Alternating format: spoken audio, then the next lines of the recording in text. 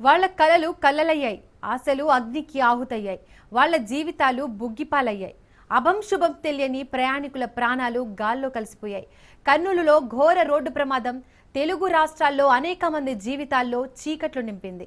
ఒక్కసారిగా పొగలు మంటలు అంతా క్షణాల్లో అయిపోయింది.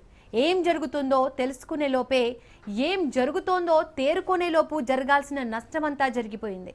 జరగాల్సిన ఘోరం జరిగిపోయింది. కళ్ల ముందే తోటి ప్రయాణికులంతా బూడిదగా మారిపోయారు. కాసేపట్లో గమ్యస్థానాలకు వెళ్లాల్సినోళ్లు మృత్యువ ఒడిలోకి వెళ్లిపోయారు.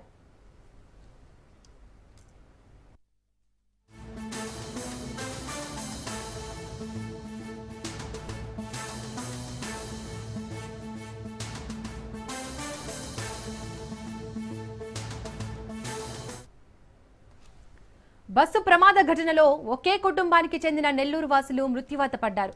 వింజమూరు మండలం గొల్లవారిపాలెంకు చెందిన గోళ్ల రమేష్ కుటుంబం సజీవ దహనమైంది. రమేష్ కుటుంబం బెంగళూరులో స్థిరపడింది.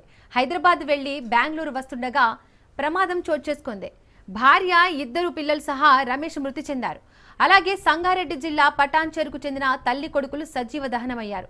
పటాన్చెరు నుంచి కావేరీ ట్రావెల్ బస్సులో బయలుదేరిన వారిలో బెంగళూరుకు చెందిన ఫీమేల్ బేబీ, ఆమె కుమారుడు కిషోర్ కుమార్ ఉన్నారు. నిద్రలోనే మృత్యు ఒడికి చేరుకున్నారు. కర్నూలు బస్సు ప్రమాద ఘటన దృశ్యాలు ప్రతి ఒక్కరిలో విషాదాన్ని నింపాయి.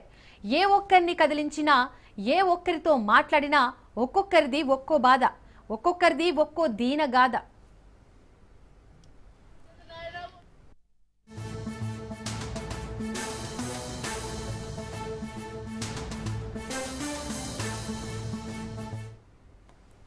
కర్నూలు జిల్లా చిన్నటేకూరు సమీపంలో హైదరాబాద్ నుంచి బెంగళూరు వెళ్తున్న కావేరీ ట్రావెల్స్ ప్రమాదానికి గురైంది. తెల్లవారుజామున 3 గంటల సమయంలో ఓ బైక్ ను బస్సు ఢీకొట్టడంతో డీజిల్ ట్యాంక్ వద్ద మంటలు చెలరేగాయి. వెంటనే మంటలు వేగంగా బస్సు మొత్తం వ్యాపించాయి. ఈ ప్రమాదంలో 21 మందికి పైగా మరణించగా 22 మంది గాయపడ్డారు. బస్సులో మొత్తం 42 మంది ప్రయాణికులు ఉన్నారు.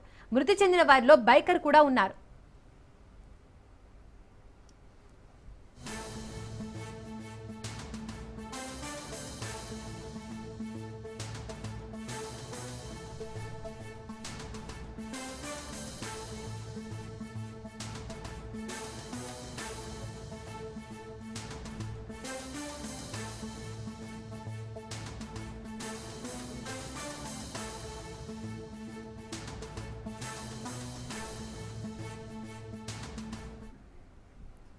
కర్నూలు బస్సు ప్రమాద ఘటన సంఘటన గతంలో ఉమ్మడి మహబూబ్నగర్ జిల్లా పాలెం వద్ద జరిగిన ఘోర బస్సు ప్రమాదాన్ని గుర్తు చేస్తోంది. ఆ సమయంలో కూడా తెల్లవారుజామున 44 జాతీయ రహదారిపై జరిగింది. సరిగ్గా 12 ఏళ్ల క్రితం వనపర్తి జిల్లాలోని కొత్తకోట మండలం పాలెం సమీపంలో 2013 అక్టోబర్ 30న జాతీయ రహదారి 44పై ఘోర ప్రమాదం జరిగింది. తెల్లవారుజామున 5 గంటల 30 నిమిషాల ప్రాంతంలో బెంగళూరు నుంచి హైదరాబాద్ వెళ్తున్న ఒక ప్రైవేటు వోల్వో బస్సు కారును ఓవర్టేక్ చేసే సమయంలో అదుపు తప్పి రోడ్డు పక్కన ఉన్న కల్వట్టును ఢీకొట్టింది. దీంతో డీజిల్ ట్యాంక్ పగిలి మంటలు చెలరేగి బస్సు దగ్ధమైంది. ఈ ప్రమాదంలో 45 మంది ప్రయాణికులు సజీవ దహనమయ్యారు.